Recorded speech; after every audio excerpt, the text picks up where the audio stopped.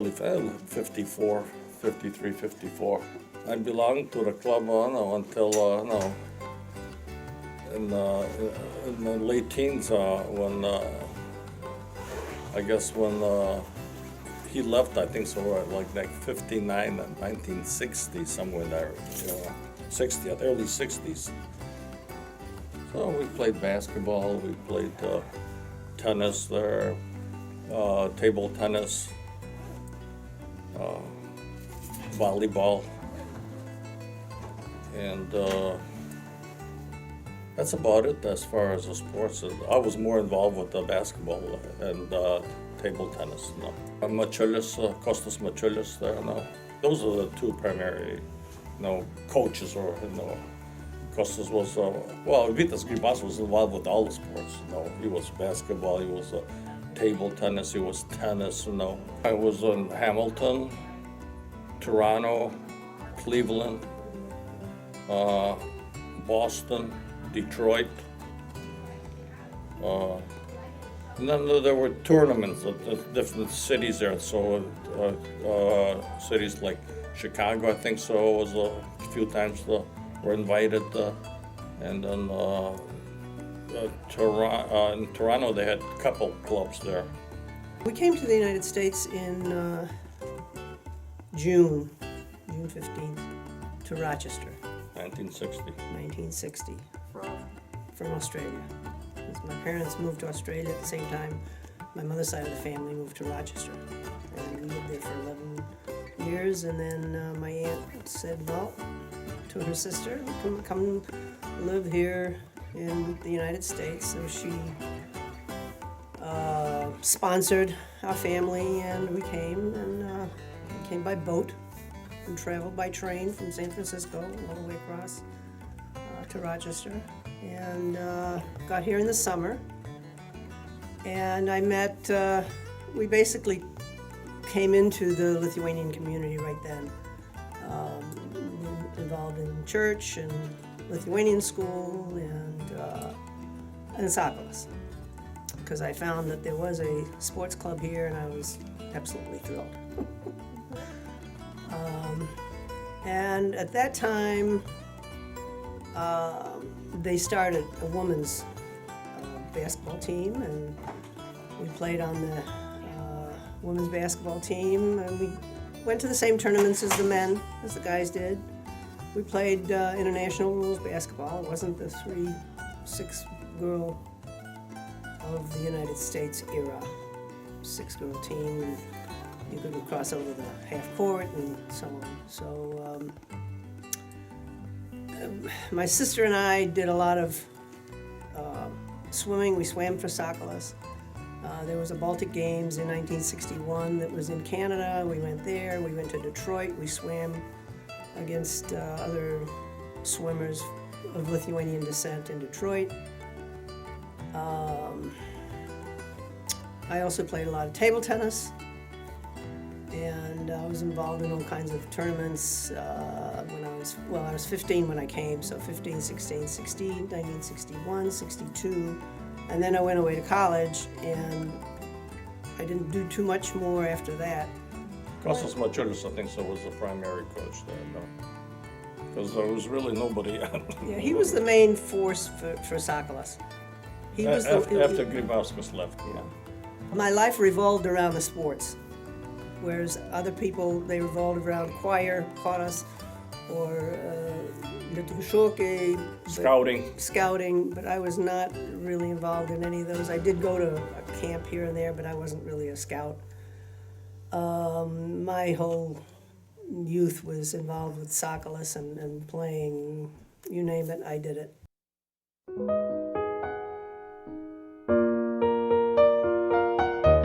Dr. Antanas Kilmas was born in Dzūkija, the southern part of Lithuania, in 1924. He attended Prienų High School, where he studied Latin and German. He then attended the Kaunas Teachers College and eventually studied at the Baltic University in Hamburg. And then he got a scholarship to study at the University of Pennsylvania, where eventually he got his PhD in 1956 in linguistics. He came to the U.S. with a Lithuanian passport. And at the time later, many years later, when Lithuania regained independence and people were getting their new Lithuanian passports, Antanas Kilmas said, "No one can take away my Lithuanian passport." He didn't do it. He was always Lithuanian, and he didn't do that. But for the most part in Lithuania, he was a student. That's really what he did. And his parents were deported to Siberia in 1948. So he, at the age of 24, came to the United States, took 6 graduate courses, got 6 A's, and continued, as I said, to get his PhD in linguistics. And he was accepted to teach at the University of Rochester in 1957, where he taught for 32 years German, Russian, and linguistics. He loved teaching. That was his life. As much as he was a scholar, and he wrote over 200 articles about the Baltic languages and linguistics, he also lectured in Europe and in South America about Lithuanian language. But he was a teacher. He loved teaching. And if you asked him a question, he would go and elaborate about it. And whether he was teaching PhD students at the University of Rochester, or he was just casually teaching students at the St. George's Parish, he would apply the same level of intensity. He would explain it to the utmost, because that's what he loved to do. He came in 1948 with, as I said, on a student visa. He worked various jobs, barman, and he worked in a Campbell soup factory to support himself. But as I said, his major goal was to become a linguist, which he did. He taught himself English during the war. That's how he learned it, by himself. And languages were his ability. He was very gifted.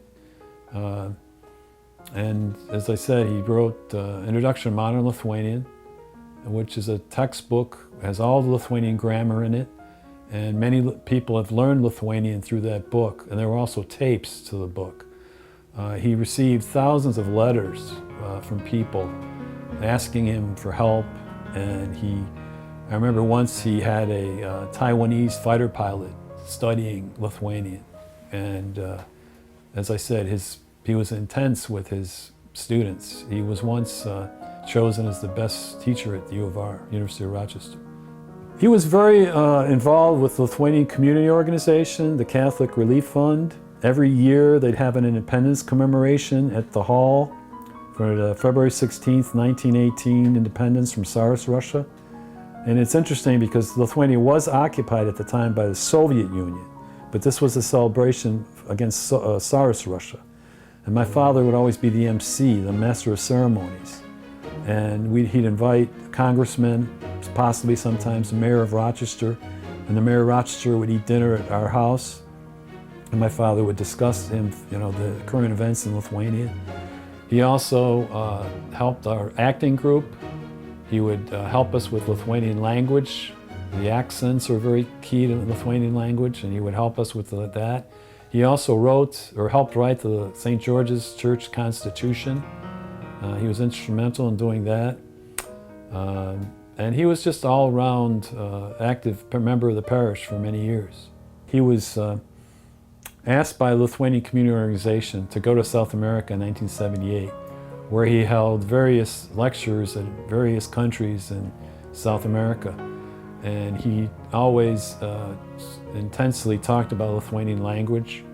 At the University of Rochester, he also had events where he spoke about Lithuanian language. He was well known as the expert in Lithuanian, and his many articles, over 200 articles, appeared in scholarly journals. He also edited the English language Lithuanus journal for many years, and he contributed to several Lithuanian newspapers. In fact, one of my goals is to have someone collect, because it was Draugas and many other, Tėviškės Žiburė in Canada, Aidos magazine.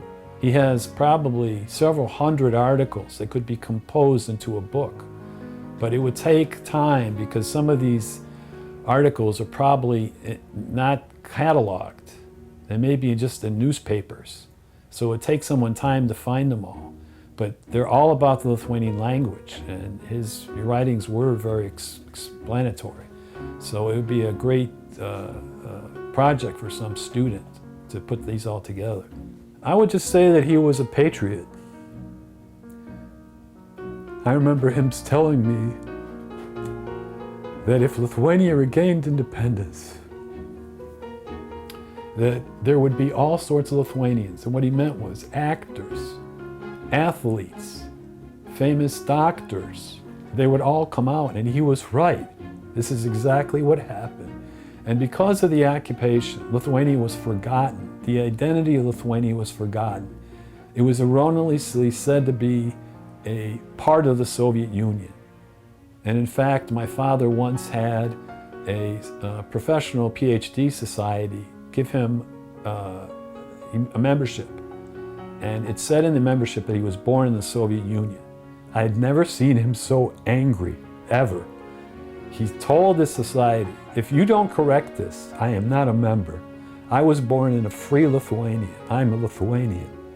So, and he was very active, if you remember, in Simas Kudirka, the seaman that jumped ship in the 60s, like 68.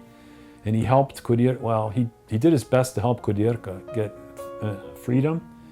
He talked to Congressman Frank Horton once, and also, the second time I saw my father very angry.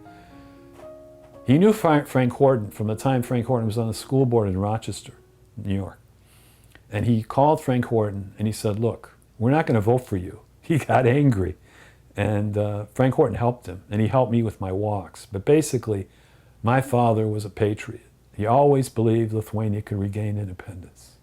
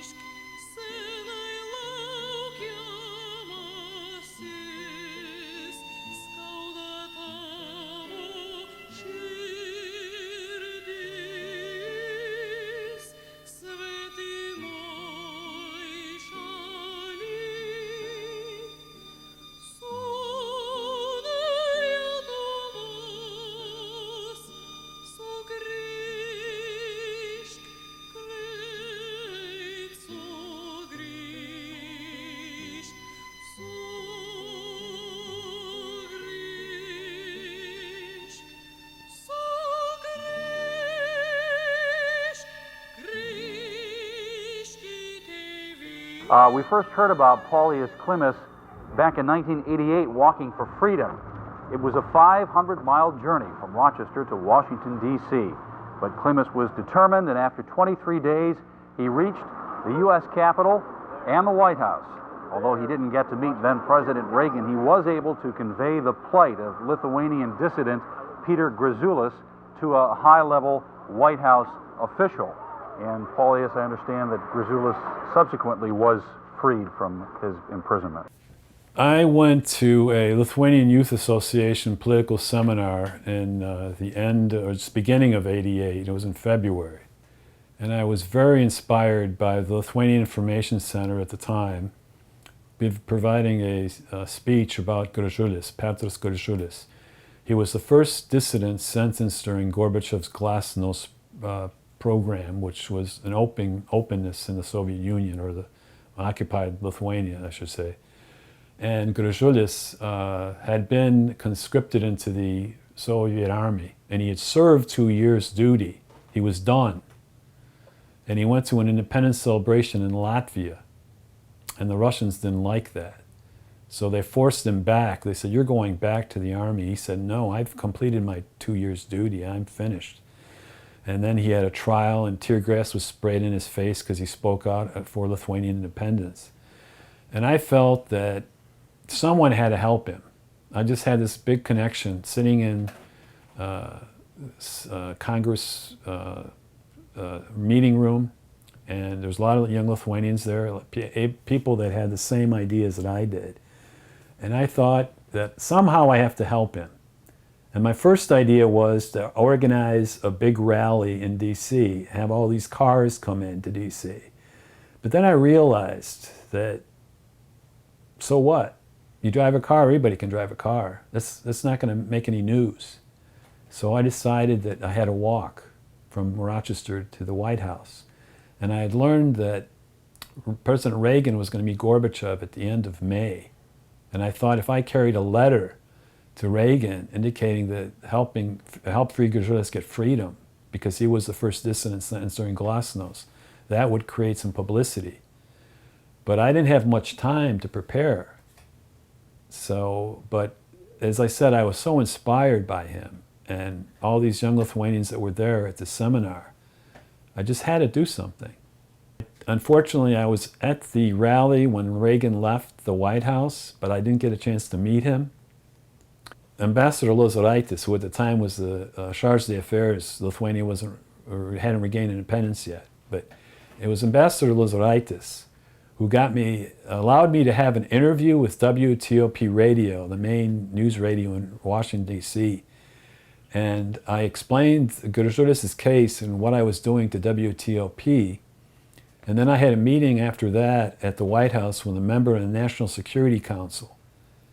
And I walked into that office thinking, I'm tired. I just walked all this way from Rochester. Here I have to explain everything again, who I am, what I'm doing. And the first thing this National Security Council member said to me was, "By the way, I heard your interview this morning on WTOP. I know why you're here." I was so relieved. And the second thing he said to me, "If you need a letter taken to President Reagan in Moscow, I'm going to meet him and I can take that letter." So immediately, we had a 10-minute meeting. It was all over. Everything I wanted was done. And eventually, Gražulis was released. It took several months, but he was released.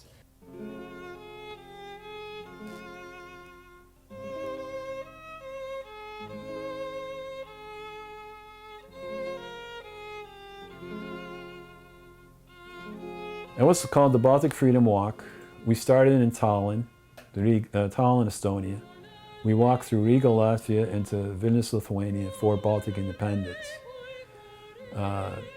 It didn't take much. Well, it really wasn't that hard because we had a car following us.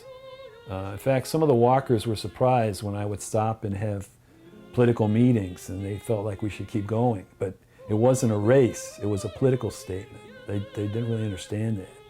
I wanted to talk to people, I wanted to talk to journalists, I wanted people to know that we care about the Baltic states, that they can be independent again. And when I finished the walk in Vilnius on June 14th, there was a Russian radio station there. And they, through an interpreter, because my Russian isn't very good, they told me point blank that this is such a small event for the Baltics. It's very small, insignificant. And I told them a Lithuanian proverb, Lašas į lašą ir akmenį prataš. Basically, a drop by drop and the rock will melt. And of course, I agree it's a small step, pun intended. But if we put all our efforts together and work as a team, we can accomplish a lot. And that is the key to all Lithuanian activities. We have to work together with our Baltic neighbors, with other former occupied countries, to make a difference. And I think that's what I did. I cannot take credit for Lithuania's independence. I don't. But as being a part of it, and as a friend of mine, Vytautas Bogušis, a member of Lithuanian Parliament, said, he hoped that this is the last walk for Lithuanian independence. And I concur with him. There's no need for any more walks. Lithuania regained independence. I'm very concerned about disinformation, what Putin is doing with RTV in the United States, and the fact that he denies the occupation of Lithuania. He denies the occupation of Lithuania and the deportation of Baltic citizens to Siberia, among others. We have, as I said, Lithuania's identity was hidden for so long, for 50 years. There was no Lithuanian citizen, there was no flag, you couldn't sing the anthem. We're up against a lot. And could Lithuania be occupied again? It would take 72 hours, physically, for the soldiers, the Soviet soldiers, the Russian soldiers to come in. Is it possible? I think so. But what I'm more worried about is these people who want to rewrite history. The communists in the world conservatively killed probably 50 to 70 million people. No one really knows exactly how many. But if you think that there's always some kind of weird comparison between what the US has done and what the former Soviet Union did, I think is illogical. Certainly, in this country there are problems. I will not deny that. But you can go to any library, you can find the information, you can go on the internet, you can speak out. Just try to speak out against Putin. Just try to do that and see how far you can get. So I will never accept the fact that there's some kind of similarity between Russia and the United States. This is a great country we live in. But yes, I am worried. Lithuanians have to work very hard to maintain the truth about their history. And it is a battle. It's a battle every day. And we have to be proactive. That's what I did with my walks.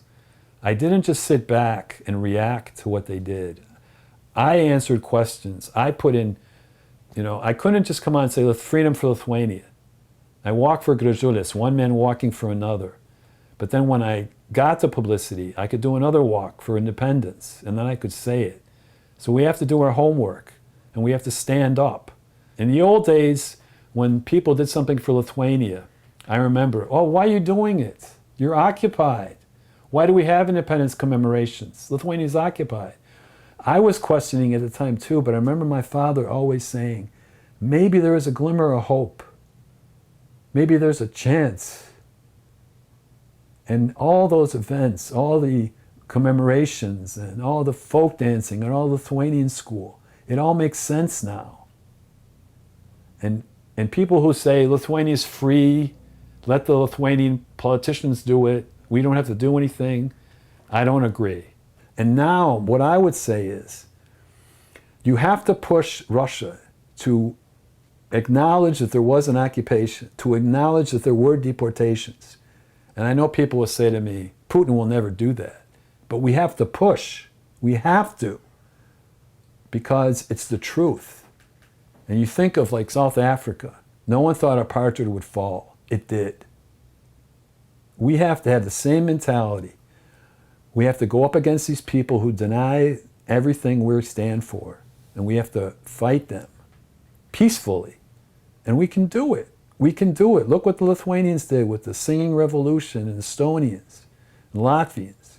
It's possible, but we have to be proactive. We can't just sit back and wait for Russia to do something.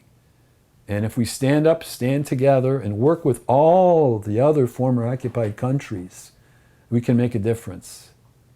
And that's what I hope people will do. It's one person can't do it himself. But if we work as a team and we believe in ourselves and believe in our dreams, we can make that difference.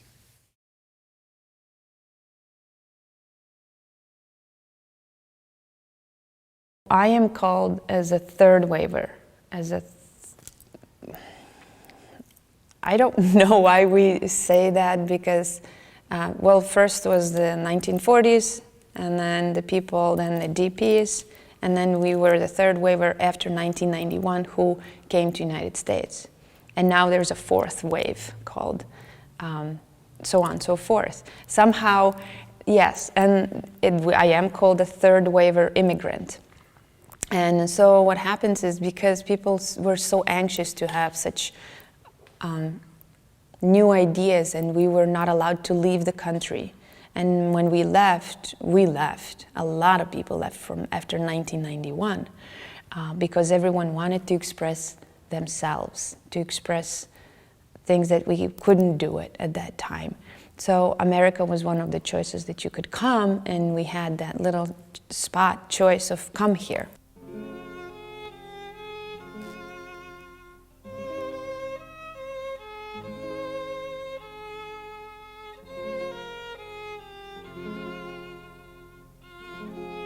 It was 1991, January 13, which is my birthday. And on my birthday, we were celebrating, and it's just,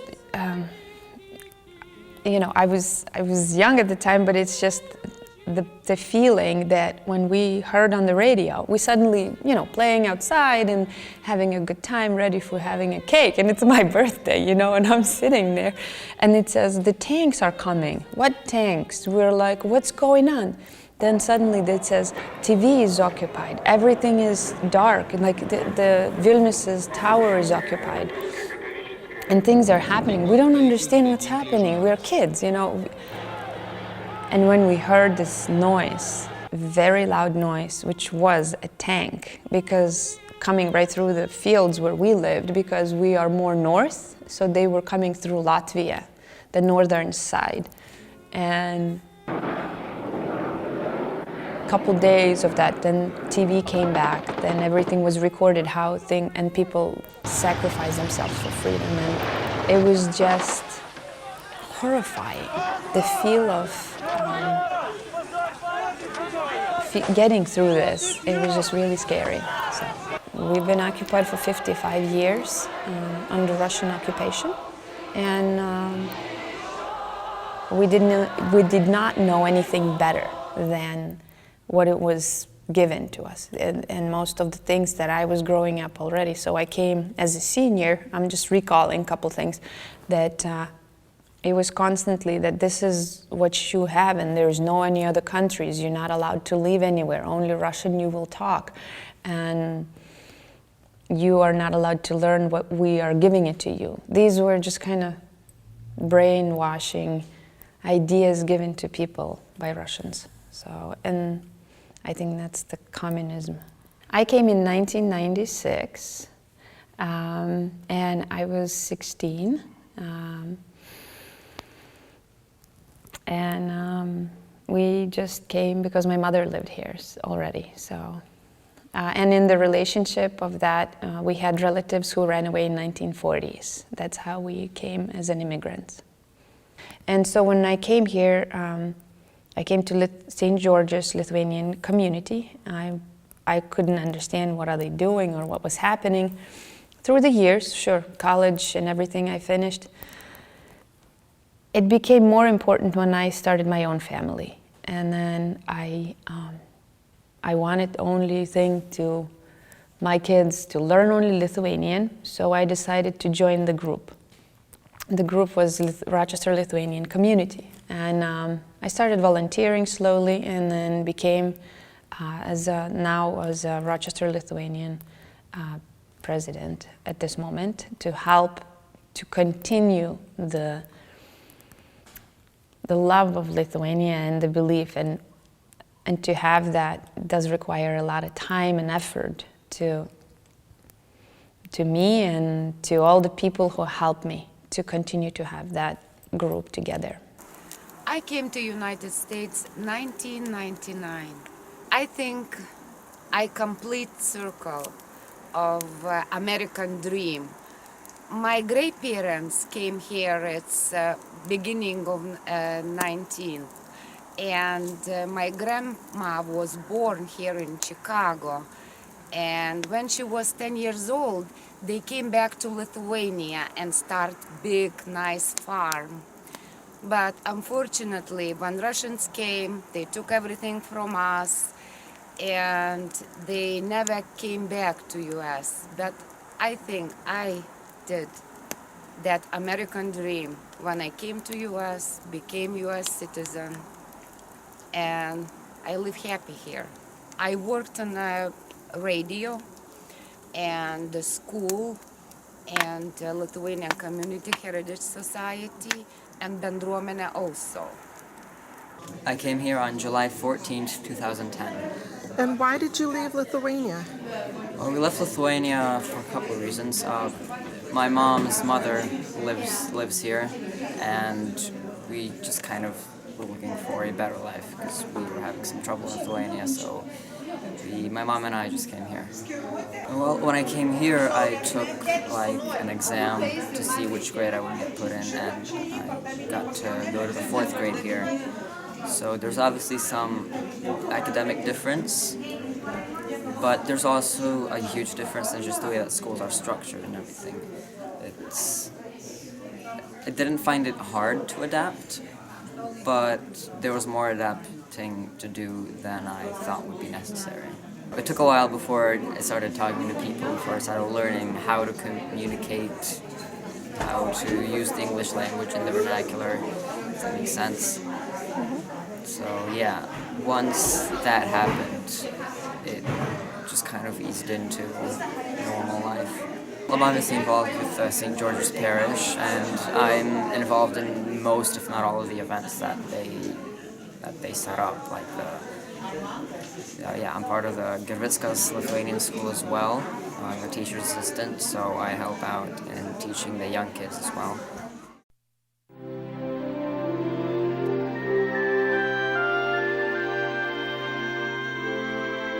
As honorary consul, I represent Lithuania's interest in upstate New York, and I have to protect and watch for the interests of all the Lithuanian citizens that are in the area, and also be involved and promote the Lithuanian activities among the Lithuanian American community in Rochester. Right after Lithuanian independence was regained, I had the opportunity to travel to Lithuania quite often, yearly, or sometimes twice or 3 times a year, as I belonged and worked in the Lithuanian world community. I was a vice president, and one of my responsibilities was to maintain relationships with the Lithuanians in Lithuania. And one thing that I noticed and experienced was the lack of understanding and actually having some of these democratic processes and institutions as we have them here. Particularly the concept of volunteerism was really almost non-existent in Lithuania. And that kind of gave me an idea when I moved to Rochester years later to really to help in that area, in this volunteerism concept, by establishing a sister city committee. The purpose of this elitist Rochester Sister City Committee is to foster understanding between the people of Alytus and people of Rochester. And I added another dimension, and that being that it should help foster and preserve our own Lithuanian heritage. Many of its activities and involvement in the local area and the civic area especially is disappearing due to time. We do a collection of gifts, Christmas gifts for our children, for senior citizens, and that has been done now for about the last 4 or 5 years. We have exchange programs with the Alytus City College, where 2 of our professors from Geneseo College have gone to Alytus to teach, and in turn we have the professors